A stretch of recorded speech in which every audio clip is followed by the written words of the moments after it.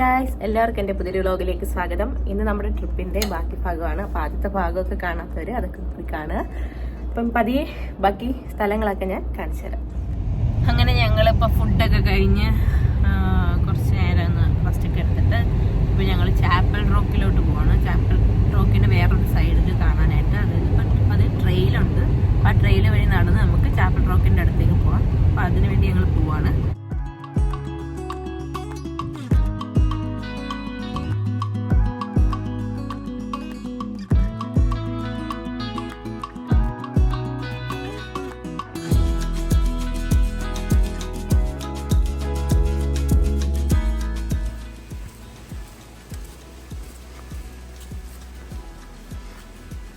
ഇപ്പോൾ ഇവിടെ ചാപ്പൽ റോക്കിൻ്റെ ട്രെയിലിൻ്റെ അവിടെ എത്തി.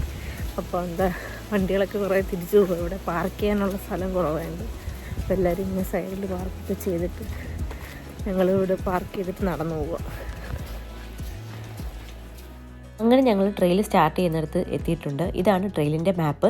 2 ട്രെയിൽ വഴി നമുക്ക് പോകാം. ഞങ്ങൾ ആദ്യം പോയത് ചാപ്പൽ ഫോൾസ് കാണുന്ന ആ ട്രെയിലിലൂടെയാണ്. അപ്പോൾ അതിലൂടെ പോകുമ്പോൾ നമുക്ക് ചാപ്പൽ ഫോൾസും ചാപ്പൽ ലേക്കും കാണാം.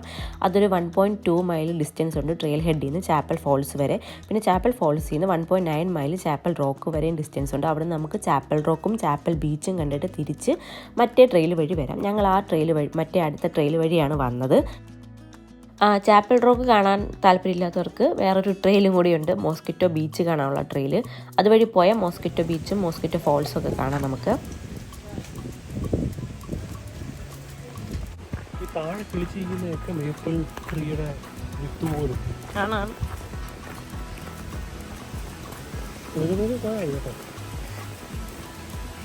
ഇതെല്ലാം മേപ്പിൾ മരങ്ങളാണ്. ഈ മേപ്പിൾ മരങ്ങളെല്ലാം കണ്ടു കഴിഞ്ഞാൽ നമ്മുടെ റബ്ബർ തോട്ടം പോലുണ്ട്. മേപ്പിൾ മരങ്ങൾ കണ്ടു കഴിഞ്ഞാൽ അതുപോലുണ്ട്. ആ ട്രെയിൽ സ്റ്റാർട്ട് ചെയ്യുന്നിടത്തു നിന്ന് നമ്മുടെ ചാപ്പൽ റോക്ക് വരെ 3.2 മൈൽസ് എന്ന് പറഞ്ഞു. അതായത് ഏതാണ്ട് 5.2 കിലോമീറ്ററോളം ഉണ്ട് നമുക്ക് നടക്കാനായിട്ട്. ആദ്യം നടന്നപ്പോൾ വലിയ കുഴപ്പമൊന്നും ഇല്ലായിരുന്നു കേട്ടോ. നല്ല തണുപ്പൊക്കെ ഉള്ളതുകൊണ്ട് നമ്മളിതാ ഫോൾസിൻ്റെ അടുത്തേക്ക് എത്തി. സ്റ്റെപ്പൊക്കെ ഉണ്ട് കേട്ടോ. സ്റ്റെപ്പിലിടയ്ക്ക് കുഴിയൊക്കെ ഉണ്ട്. പതുക്കെ ഇറങ്ങിപ്പോയി.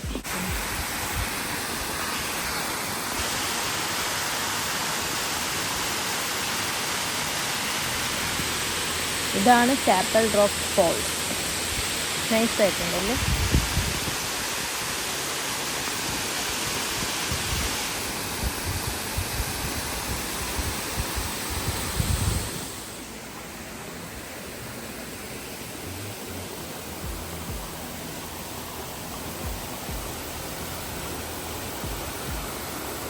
ഇത് നമ്മൾ കുറച്ച് അങ്ങോട്ട് നടക്കുമ്പോൾ ഉള്ളൊരു വ്യൂ ആണ് കേട്ടോ. അവിടെ പ്രത്യേകം ഡെക്കൊക്കെ ഉണ്ട്. അവിടെ നിന്ന് നമുക്ക് ഈ ഒരു വ്യൂ കാണാം. നല്ല രസമുണ്ടായിരുന്നു ആ വ്യൂ, ആ മരങ്ങൾക്കിടയിലൂടെ ആ ഫോൾസ് കാണാനായിട്ട്. അങ്ങനെ നടന്നു പോയപ്പോഴാണ് ഇതാ നിൽക്കുന്ന കുറച്ച് മാനുകൾ. അങ്ങനെ ഞാൻ അവിടെ നിന്ന് മാനുകളുടെ വീഡിയോ ഒക്കെ എടുത്തു. എന്തായാലും അതിൻ്റെ ഇടയ്ക്ക് നമുക്ക് മാനുകളെ കാണാൻ പറ്റി. ചിലത് പുള്ളിമാൻ്റെ കൂട്ടൊക്കെ തന്നെ ആയിരുന്നു കേട്ടോ. എനിക്ക് തോന്നുന്നു കുഞ്ഞു മാനുകൾക്കാണ് നല്ല പുള്ളി ഇവിടെ കാണുന്നത്. അത് വലുതാവും തോറും ആ ഒരു പുള്ളി ഇങ്ങനെ മാഞ്ഞ് ആ വല്യമാൻ്റെ നിറം കണ്ടില്ലേ, അതുപോലെ ആവുകയാണ് ചെയ്യുന്നത്. നീണ്ട 5 കിലോമീറ്റർ നടത്തത്തിന് ശേഷം ഇതാ ഞങ്ങൾ ചാപ്പൽ റോക്കിൻ്റെ അടുത്തെത്തിയിട്ടുണ്ട്.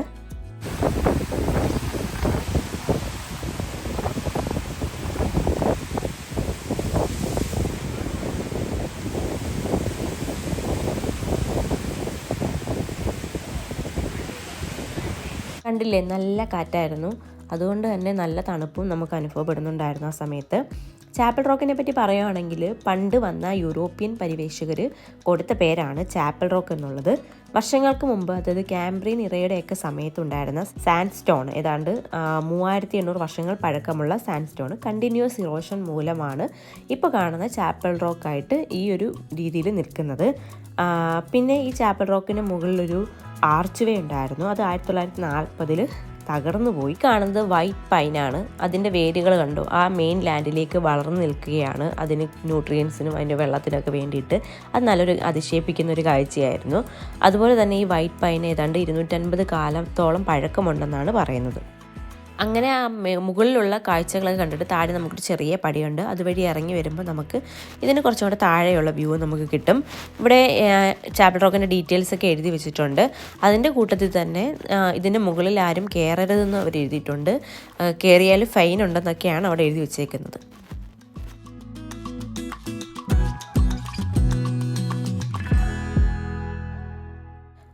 ഇങ്ങനെ ഇതുവഴി നടന്നു പോകുമ്പോൾ നമുക്ക് താഴേക്ക് നമ്മുടെ ചാപ്പൽ റിവറിൻ്റെ ആ ഭാഗത്തേക്ക് പോകാം. അപ്പം ഞങ്ങൾ അങ്ങോട്ടേക്ക് പോവുകയാണ്. നല്ലൊരു വ്യൂ ആണ് കേട്ടോ, ലേക്ക് സുപ്പീരിയറിൻ്റെ നല്ലൊരു വ്യൂ നമുക്ക് ഇവിടുന്ന് കിട്ടുന്നുണ്ട്. ഞങ്ങളങ്ങനെ പതുക്കെ അങ്ങോട്ടേക്ക് നടക്കുമായിരുന്നു. ഈ കാണുന്ന ചെറിയ പാലം കിടന്ന് നമ്മൾ താഴെ റിവറിലേക്ക്, അത് ചാപ്പൽ റിവറിലേക്ക് എത്തിയിരിക്കുകയാണ്. അതിനടുത്ത് തന്നെയാണ് ചാപ്പൽ ബീച്ചും കാര്യങ്ങളും ഒക്കെ. ഇവിടെ നിന്ന് നമുക്ക് വേറൊരു വ്യൂ, നമുക്ക് ചാപ്പൽ റോക്കിൻ്റെ വ്യൂ കാണാൻ പറ്റുന്നുണ്ട്. അത് നല്ല രസമുണ്ടായിരുന്നു ഇവിടെ നിന്നുള്ള വ്യൂ ഒക്കെ. അപ്പം നിങ്ങൾക്ക് ആ തിരമാലകളുടെ ആ ഒരു ശക്തി ഇപ്പോഴും കാണാൻ കേട്ടോ, നല്ല ശക്തിയായിട്ടാണ് അത് അടിക്കുന്നത്. അങ്ങനെ ഞങ്ങളിവിടെ ചാപ്പൽ റോക്കിൻ്റെ അടുത്ത് എത്തിയിട്ടുണ്ട്. ഇത് ലേക്ക് സുപ്പീരിയർ ആണ്. ഇതിൻ്റെ നല്ല ഹൈ സൈഡാണ് ഇരുന്നത്, അതുകൊണ്ടാണ് ഇത്രയും തിരമാല. അപ്പോൾ ഇങ്ങനെ കാറ്റൊക്കെ കൊണ്ട് നല്ല തണുപ്പൊക്കെയാണ്, നല്ല രസമുണ്ട് ഇങ്ങനെ ഇരിക്കാനായിട്ട്.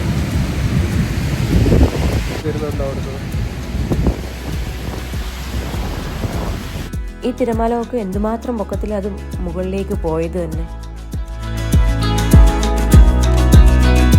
തിരമാല എന്തിനായിട്ട് കൂടുന്നു അല്ലേ എനിക്ക്.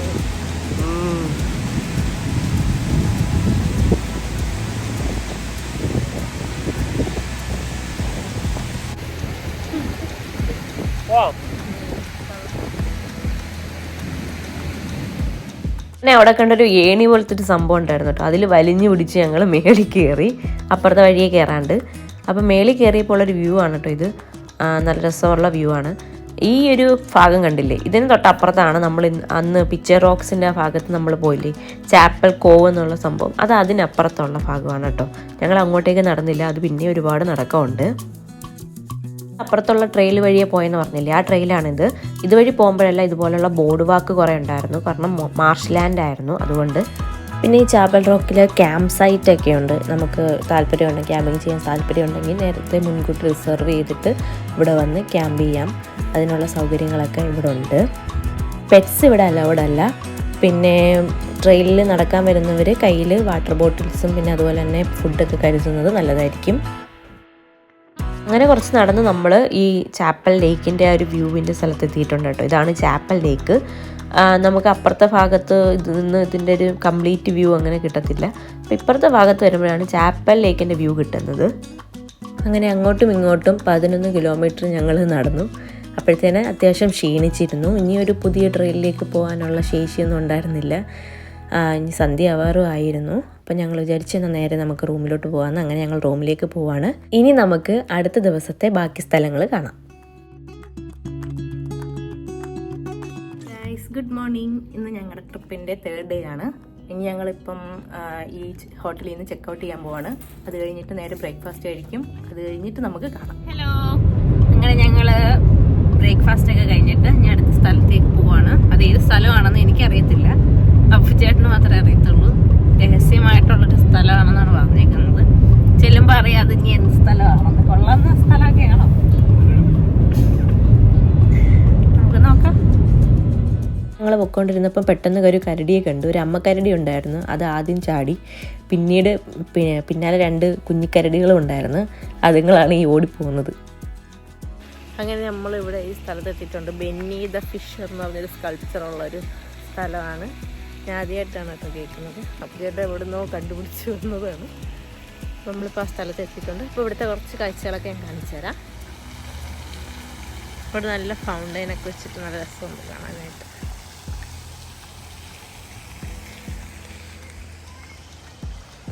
കുറേ ഹട്ട് പോലത്തെ ഏരിയാസൊക്കെ ഉണ്ട്. പിന്നെ ഓരോരുത്തർ ക്യാരവാനിലൊക്കെ വന്ന് RVയിലൊക്കെ വന്നിട്ട് ഇങ്ങനെ സ്റ്റേ ചെയ്ത് നിൽക്കുന്നവരുണ്ട്, ക്യാമ്പിങ് ചെയ്തൊക്കെ. അങ്ങനെ ഞങ്ങൾ ബെന്നി ദ ബിയർഡ് ഫിഷറിൻ്റെ അടുത്തേക്ക് എത്തുവാണ്. ഈ ഒരു വഴി ചെന്നാൽ നമുക്ക് അവിടെ എത്താം. ഇതെന്ന് പറയുന്നത് കുട്ടികളുടെ ബുക്സിലൊക്കെ കാണുന്ന ട്രോൾ ക്യാരക്ടർ ഉണ്ടല്ലോ, അതിൻ്റെ ഒരു ശില്പമാണിത്. തടി കൊണ്ടാണ് ഈ ഒരു ശില്പം നിർമ്മിച്ചിരിക്കുന്നത്. തോമസ് ഡാംബോ എന്ന് പറഞ്ഞൊരു ഡെൻമാർക്കുകാരൻ ശില്പിയാണ് കേട്ടോ ഇത് നിർമ്മിച്ചിരിക്കുന്നത്. പുള്ളി റീസൈക്കിൾഡ് മെറ്റീരിയൽസ് വെച്ചിട്ടാണ് ഈ ഒരു ശില്പം നിർമ്മിച്ചത്. അദ്ദേഹം ഇത് കൂടാണ്ട് കുറേ അധികം ശില്പങ്ങൾ US-ലായിട്ടും പല പല രാജ്യങ്ങളിലായിട്ടും, അതായത് France, Amsterdam, Singapore, Denmark, Ireland, അങ്ങനെ കുറേ കൺട്രീസിൽ അദ്ദേഹം ഇതുപോലുള്ള ശില്പം നിർമ്മിച്ചിട്ടുണ്ട്. ഇതാണ് ബെന്നി ദ ബിയർഡ് ഫിഷർ. ഈ ഒരു ശില്പം നിർമ്മിക്കാനുള്ള കാരണം ഇവിടുത്തെ ഓണേഴ്സ് ഒരു ചിൽഡ്രൻസ് ബുക്ക്, അതായത് ട്രോളിൻ്റെ ഇതിൽ വെച്ചിട്ടുള്ള ചിൽഡ്രൻസ് ബുക്ക് അവർ ഇറക്കുന്നുണ്ടായിരുന്നു. ഇറക്കുമെന്ന് എനിക്കറിയില്ല. അപ്പോൾ അതിൻ്റെ ഒരു മെയിൻ ക്യാരക്ടറാണ് ഈ ബെന്നി ദ ബേർഡ് ഫിഷർ എന്ന് പറയുന്നത്. അപ്പോൾ അതുകൊണ്ടാണ് അവർ ഈ ഒരു ശില്പം ആർട്ടിസ്റ്റിനോട് പറഞ്ഞിട്ട് ഇവിടെ നിർമ്മിച്ചത്. തോമസ് ഡാംബോ എന്തുകൊണ്ടാണ് ഇങ്ങനത്തെ ശില്പം നിർമ്മിക്കുന്നതെന്ന് വെച്ചാൽ ഒരു ഇൻസ്പിറേഷൻ ആകട്ടെ എന്ന് കരുതിയാണ്. അതായത് ഇങ്ങനത്തെ ട്രാഷുകളും വിലപിടിപ്പുള്ളതാണെന്ന് മറ്റുള്ളവർ മനസ്സിലാക്കട്ടെ എന്ന് വിചാരിച്ചിട്ടാണ് പുള്ളി ഇങ്ങനത്തെ ശില്പങ്ങൾ നിർമ്മിക്കുന്നത്. അപ്പോൾ ഈ ഒരു ശില്പത്തിന് ഏതാണ്ട് 30 അടി നീളവും 14 അടി പൊക്കവുമാണ് ഉള്ളത്. ഇതിൻ്റെ തലയും കൈകാലുകളും ഒക്കെ ഡെൻമാർക്കിലാണ് നിർമ്മിച്ചത്. എന്നിട്ട് പുള്ളി US-ൽ എത്തുന്നതിന് മുൻപ് ഇത് അവിടുന്ന് ഷിപ്പ് ചെയ്യിച്ചു. പിന്നെ ബാക്കി ശരീരഭാഗങ്ങളൊക്കെ അവിടെ ഓൺ സൈറ്റിൽ വന്നിട്ടാണ് നിർമ്മിച്ചത്.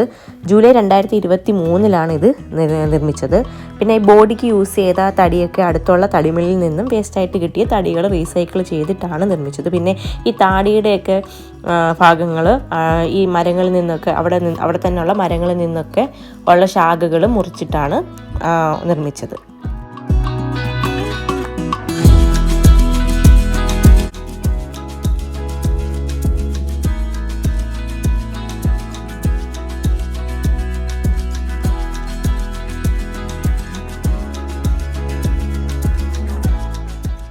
അങ്ങനെ അതൊക്കെ കണ്ടിട്ട് ഞങ്ങൾ തിരിച്ച് പോവാണ്. ഇവിടെ വേറെ ഒന്നും അധികം കാണാനൊന്നുമില്ല. ഇങ്ങനത്തെ ബോർഡ് വാക്കും കാര്യങ്ങളൊക്കെ ഉള്ളൂ.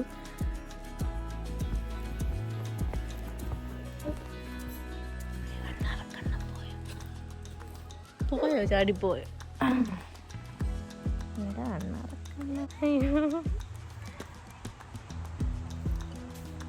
അങ്ങനെ ഞങ്ങൾ ബെന്നി ദ ബേർഡ് ഫിഷറിന്റെ സ്കൾപ്ചർ കണ്ടിട്ട് ഇറങ്ങിയിട്ടുണ്ട്. ഇനി മറ്റൊരു സ്ഥലത്തേക്ക് പോവാണ്. ആ സ്ഥലം എന്തുവാണ് നമുക്ക് അവിടെ ചെന്നിട്ട് കാണാം. ഓക്കെ, നോർത്തിലേക്കൊക്കെ പോയാൽ മിക്ക റോഡുകളും ഇങ്ങനെ നമുക്ക് കാണാം.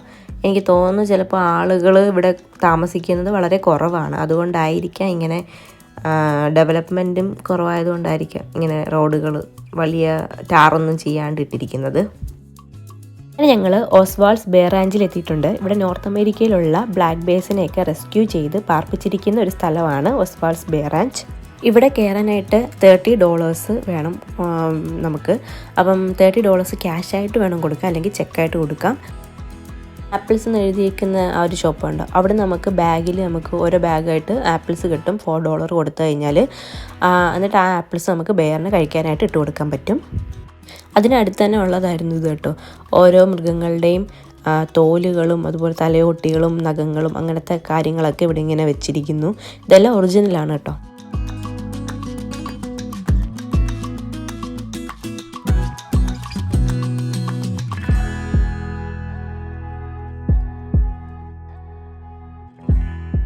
അപ്പം ഈ ഏരിയ എന്ന് പറയുന്നത് കുഞ്ഞുങ്ങളെ ഇട്ടിരിക്കുന്നതാണ് കേട്ടോ. ഈ ഏരിയയിൽ വെച്ചിട്ട് അവർ നമുക്ക് ഫോട്ടോ എടുക്കാനുള്ള ഓപ്ഷൻസ് ഉണ്ട്.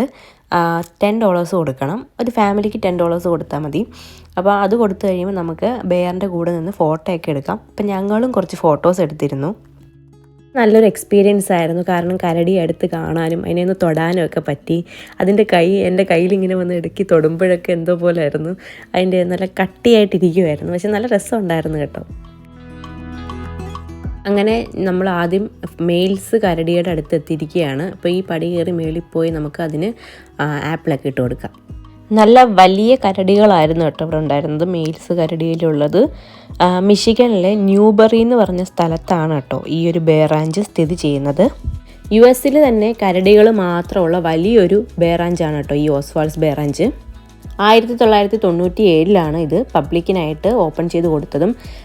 ഡീൻ ഓസ്വാൾഡ് ആണ് ഈ ഒരു ബേ റാഞ്ചിൻ്റെ ഓണർ.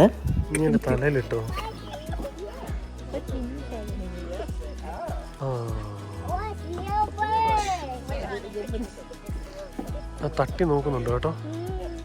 അയ്യോ ദേഹത്ത് വീണു. അവിടെ ഇട്ടത് തിന്നടി. ഏതാണ്ട് 240 ഏക്കറിലാണ് കേട്ടോ ഈ ഒരു റാഞ്ച് ഉള്ളത്. അതുകൊണ്ട് തന്നെ റെസ്ക്യൂ ചെയ്ത് വരുന്ന ഈ കരടികൾക്കൊക്കെ നല്ല കംഫർട്ടായിട്ട് ജീവിക്കാനായിട്ട് പറ്റുന്നുണ്ട് ഇവിടെ. ഇത് ഞാൻ അറിഞ്ഞപ്പോൾ കുറച്ച് ദൂരം കൂടിപ്പോയി. അതൊരു പാവം വയസ്സായ ഒരു കരടിയായിരുന്നു. അത് പതുക്കെ പോയി എടുക്കുമായിരുന്നു. പക്ഷെ അത് പോയി എടുത്ത് കഴിച്ചു കേട്ടോ. പിന്നെ ഞാൻ അവിടെ അടുത്ത് തന്നെ ഇട്ട് കൊടുത്തു കുറേയൊക്കെ.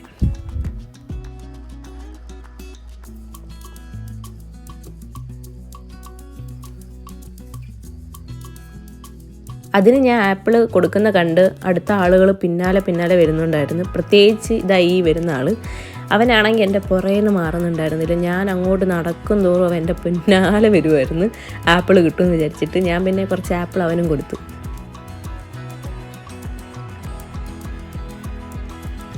തിന്നിട്ട് വരും.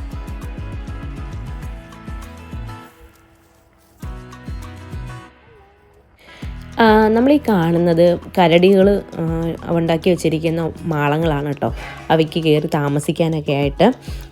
വിൻ്റർ സമയത്ത് കരടികൾ ഹൈബർനേറ്റ് ചെയ്യും. ഹൈബർനേറ്റ് ചെയ്യുകയെന്ന് പറഞ്ഞാൽ ശീതകാല നിദ്രയിലേക്കൊക്കെ പോവും. അപ്പം ആ സമയത്ത് കരടികൾ അതിൻ്റെ മാളങ്ങളിലോ അല്ലെങ്കിൽ പൊള്ളയായിട്ടുള്ള മരങ്ങളിലോ പാറക്കെട്ടുകളിലോ പാറകൾക്കിടയിലുള്ള വിള്ളലുകളൊക്കെ ഉണ്ടല്ലോ, അപ്പോൾ അവിടെയൊക്കെ ആയിരിക്കും ഇത് കൂടുതലും ഹൈബർനേറ്റ് ചെയ്യുക. അപ്പോൾ അതിന് കിട്ടുന്ന ഏത് സ്ഥലമാണെന്ന് വെച്ചാൽ അതനുസരിച്ച് അത് ഹൈബർനേറ്റ് ചെയ്യാനായിട്ട് പോകും. എല്ലായ്പ്പോഴും അത് ഹൈബർനേറ്റ് ചെയ്യണമെന്നുമില്ല. ഇപ്പം ആവശ്യത്തിനുള്ള ഫുഡ് കിട്ടിയില്ലെങ്കിലോ അല്ലെങ്കിൽ പ്രഗ്നൻ്റ് ആണെങ്കിലോ പിന്നെ എക്സ്ട്രീം കോൾഡ് ആണെങ്കിലൊക്കെയാണ് ഇത് ഹൈബർനേറ്റ് ചെയ്യുക. കരടികൾ മാളങ്ങൾ അവ സ്ലോപ്പുള്ള സ്ഥലങ്ങളിലായിരിക്കും കൂടുതലും കുഴിക്കുന്നത്. അപ്പോൾ കറക്റ്റായിട്ട് ഡ്രെയിനേജ് ഒക്കെ നടക്കും. പിന്നീട് മാളങ്ങളിൽ അവർ പ്രോപ്പറായിട്ടുള്ള ഇൻസുലേഷനൊക്കെ നടക്കാൻ വേണ്ടിയിട്ട് ഇലകളും പുല്ലുകളൊക്കെ കൊണ്ട് നിറയ്ക്കും. നല്ല തണുപ്പുള്ള ഏരിയ ആണെങ്കിൽ, എക്സാമ്പിൾ പറഞ്ഞ ഇപ്പോൾ അലാസ്ക പോലുള്ള സ്ഥലങ്ങളൊക്കെ ആണെങ്കിൽ അവിടുത്തെ കരടികൾ ഏതാണ്ട് 7 മാസത്തോളം ഹൈബർനേറ്റ് ചെയ്യുമെന്നാണ് പറയുന്നത്. ഇപ്പോൾ വാമറായിട്ടുള്ള കോസ്റ്റൽ റീജിയൻസിനടുത്തൊക്കെ ആണെങ്കിൽ ഏതാണ്ട് 2 മുതൽ 5 മാസം വരെയൊക്കെ ആയിരിക്കും ഹൈബർനേറ്റ് ചെയ്യുക. അപ്പോൾ ഈ ഹൈബർനേഷൻ സമയത്ത് കരടികൾ തൻ്റെ ന്യൂബോൺ കുഞ്ഞുങ്ങളെ വളർത്തും. ആ ഒരു മാളങ്ങൾക്കുള്ളിൽ തന്നെ 2 മാസത്തോളം ഒക്കെ അതിൽ തന്നെ വെച്ചിട്ടായിരിക്കും വളർത്തുന്നത് എന്നാണ് പറയുന്നത്. ഹൈബർനേഷൻ സമയം കരടികൾക്ക് ഭക്ഷണവും വെള്ളമൊന്നും ഇല്ലാണ്ട് ഒരുപാട് നാൾ ജീവിക്കാനായിട്ട് കഴിയുന്നുണ്ട്. കരടികൾ തൻ്റെ ബോഡി ടെമ്പറേച്ചറൊക്കെ 8 മുതൽ 12 ഡിഗ്രി വരെയൊക്കെ കുറയ്ക്കും.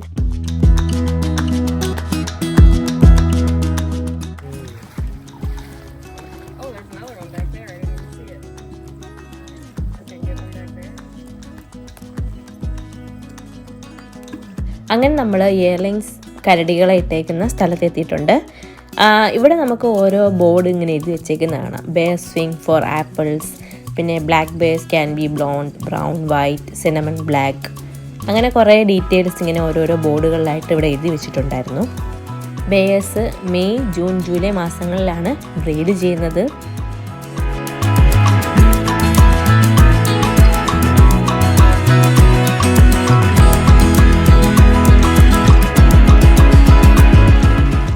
ഈ 2 കരടിക്കുട്ടന്മാർ നല്ല കളിയായിരുന്നു അവിടെ കേട്ടോ. അങ്ങോട്ടും ഇങ്ങോട്ടും അടിച്ചു ഉപദ്രവിച്ചും ഒക്കെ ആയിരുന്നു അവരുടെ കളി.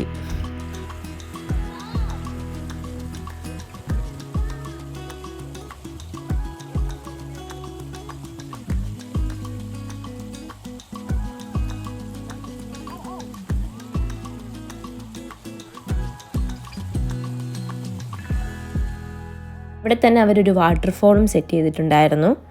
അത് കാണാൻ നല്ല രസമുണ്ടായിരുന്നു. ബിയേഴ്സിന് സ്വിം ചെയ്യാനൊക്കെ ഇതിനകത്ത് എഴുതി വെച്ചേക്കുന്നുണ്ട്, ബെയർ സ്വിം ഫോർ ആപ്പിൾസ്. ഇപ്പം 40ഓളം കരടികളാണുള്ളത്. ഫീമെയിൽസ്, മെയിൽസ്, ഇയർലിംഗ് ബെയർസ്, അങ്ങനെ ഓരോ കാറ്റഗറി ആയിട്ടാണ് അതിനെ ഇവിടെ വളർത്തുന്നത്. നമ്മളിപ്പം ഫീമെയിൽസിൻ്റെ സെക്ഷനിലാണ് എത്തിയിരിക്കുന്നത് കേട്ടോ. ഈ ഫീമെയിൽസ് കുറച്ചും കൂടെ അപകടകാരികളാണെന്നാണ് ഇവിടെ എഴുതി വെച്ചേക്കുന്നത്. അതുകൊണ്ടായിരിക്കും ഇതിനെ സെപ്പറേറ്റ് ആയിട്ട് ഇട്ടിരിക്കുന്നത്.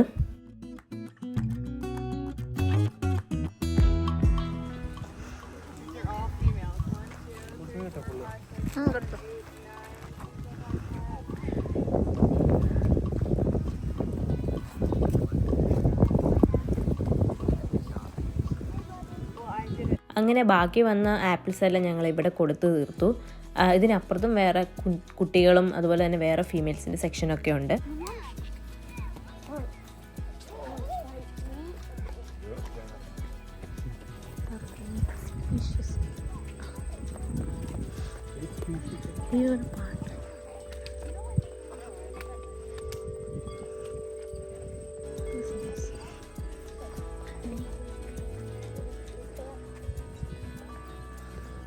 ഇതും ഫീമെയിൽസ് ബെയർസിൻ്റെ സെക്ഷനായിരുന്നു.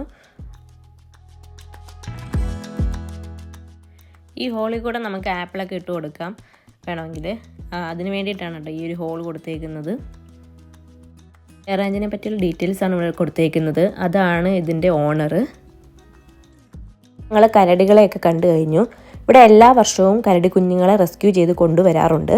അതിനൊക്കെ പേരിടാനായിട്ട്, അതായത് പേര് കണ്ടുപിടിക്കാനായിട്ട് കോൺടെസ്റ്റും നടത്താറുണ്ട്. ഇത് ബെയർ റാഞ്ചിൽ തന്നെ ഉണ്ടായിരുന്ന ഒരു മ്യൂസിയം പോലത്തെ ഒരു ഏരിയയാണ്. ഇവിടെ അവർ എല്ലാ ഡീറ്റെയിൽസും കൊടുത്തിട്ടുണ്ട്. ആ ഒരു റാഞ്ചിനെ പറ്റിയുള്ള ഡീറ്റെയിൽസ്, അവിടുത്തെ അവരുടെ ഫാമിലിയെ പറ്റിയുള്ള ഡീറ്റെയിൽസ്, അവിടെ ഉണ്ടായിരുന്ന കരടികളെ പറ്റിയുള്ള ഡീറ്റെയിൽസ്, പിന്നെ ഓരോ പത്രത്തിൽ അവരുടെ വാർത്തകൾ വന്നതിൻ്റെയൊക്കെ കട്ടിങ്സ്, അതെല്ലാം ഈ ഒരു മ്യൂസിയത്തിലുണ്ടായിരുന്നു.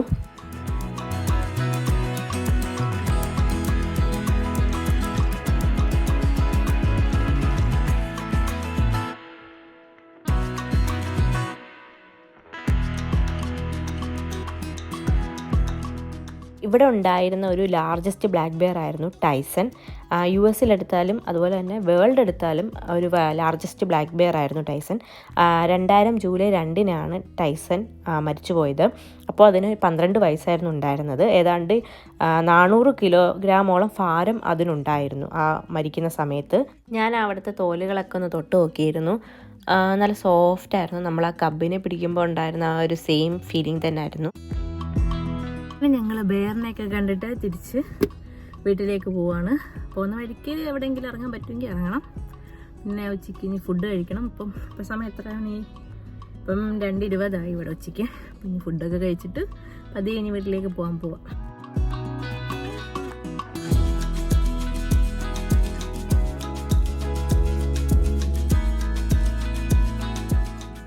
ഞങ്ങളിപ്പോൾ പോകുന്നത് മാക്നാക് ബ്രിഡ്ജിൻ്റെ അടുത്തുള്ള ഒരു ബ്രിഡ്ജ് വ്യൂ പാർക്കുണ്ട്. ആ പാർക്കിൽ നിന്നുകൊണ്ട് നമുക്ക് മാക്നാക് ബ്രിഡ്ജിന് നല്ലൊരു വ്യൂ കിട്ടും.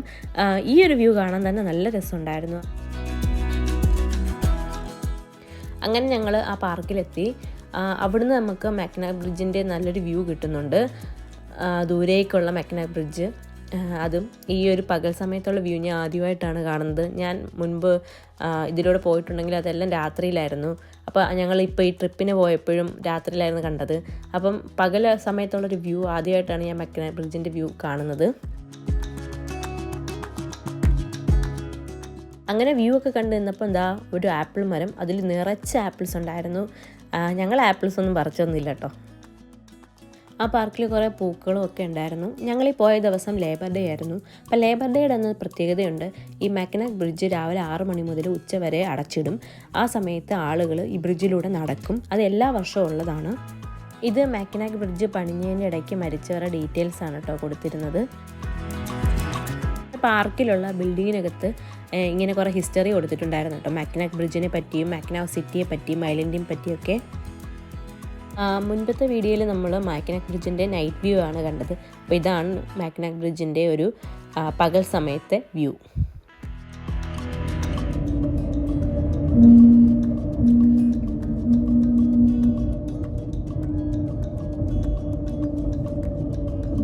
അങ്ങനെ ഞങ്ങളുടെ കറക്കൊക്കെ കഴിഞ്ഞ് ഞങ്ങൾ തിരിച്ച് വീട്ടിലോട്ട് പോവുകയാണ്. ഇനിയിപ്പോൾ കുറച്ച് സമയത്തിനുള്ളിൽ 1 മണിക്കൂറിനുള്ളിൽ ഇപ്പോൾ തിരിച്ച് വീട്ടിലെത്തും. അപ്പോഴേക്കും പിന്നെ വീഡിയോ എടുക്കാൻ ഇരുട്ടാവും. അതുകൊണ്ടാണ് ഞാൻ ഇപ്പോൾ നേരത്തെ